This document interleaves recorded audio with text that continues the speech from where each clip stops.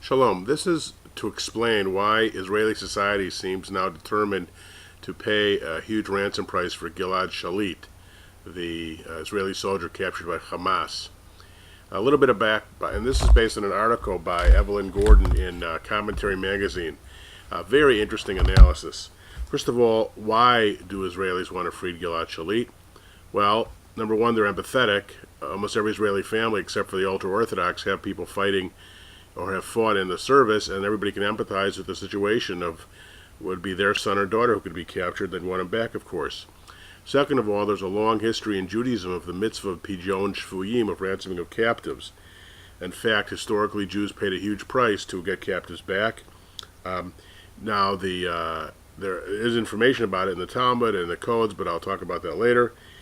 Third, there's been a huge PR campaign for Shalit. His family has been all over the place trying to stir up sympathy, and the media feeds on that, and so now there's this growing bubble of, and even in the diaspora, all kinds of prayers for Gilad Shalit's release.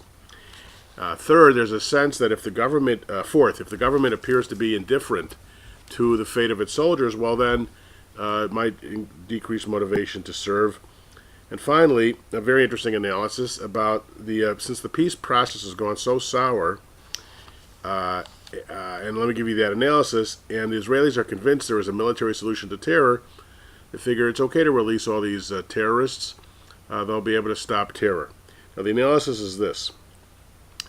They realize, Israeli society in the majority realizes that it's impossible to address Arab grievances to bring peace. It just won't happen. They have so many examples. They pulled out of Lebanon completely in the year 2000. The United Nations certified they were gone from every inch, and that did not stop Hezbollah from increasing demands, from lobbing thousands of missiles into Israel. It's impossible to satisfy Hezbollah until Israel is destroyed. Second of all, at Camp David with Clinton in July 2000, Israel gave up everything it possibly could, Barak did, and still be a country, and Arafat rejected that and started Intifada number 1, which led to the death of many Israelis. It's impossible to meet the Palestinian demands and have a secure Israel. 3, Israel pulled out of Gaza in 2005 and thought the problem would then shift to the West Bank, but instead it was Gaza. As soon as Israel pulled out, Hamas was elected, of course. The government calls for the destruction of Israel. They started lobbing 8,000 missiles at Israel, and Israel was completely out of there. And then Abbas, who maybe controls the West Bank, he's never renounced terror. He's never stopped calling for the repatriation of millions of Arabs who never were in Israel in the first place, but would make Israel not be a Jewish country. He's never said he agreed that the settlement blocks around Jerusalem would stay in a Jewish state. And he's never conceded any tie of Judaism to the Temple Mount, even though it's so clear. And so how can Israel possibly ever have peace with this guy? So since there's no peace plan, Israel is convinced that they were able to stop Intifada 2 militarily. They say it's okay to release terrorists from Israeli jails in exchange for Gilad Shalit. We can stop the terror.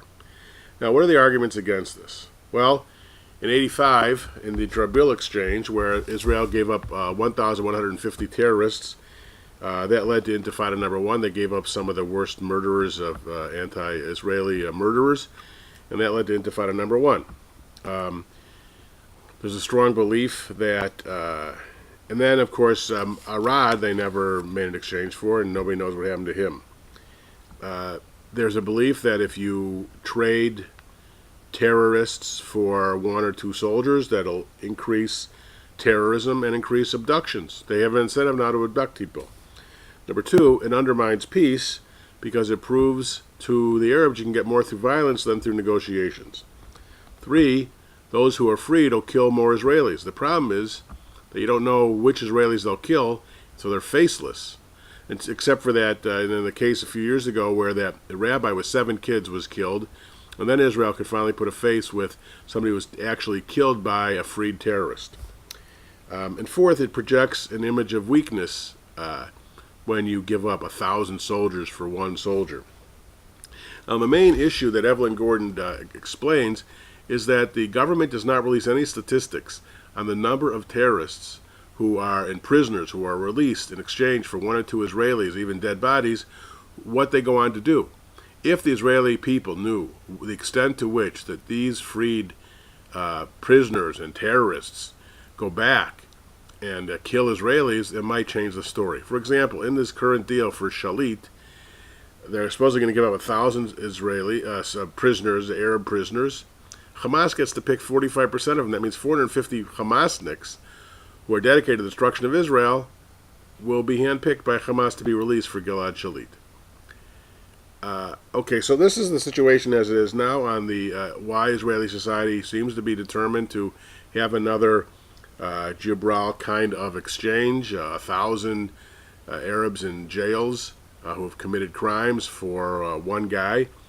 You can definitely understand why the Shalit family would so desperately want to get their son back, why Israelis would empathize with that, and really it's an interesting issue about balancing. Now, from Jewish tradition, just tell you, the Talmud says that you are forbidden to pay too high a price. You can't pay more than the person's worth. It's hard to assess how much the person's worth, but the Talmud understood the limits.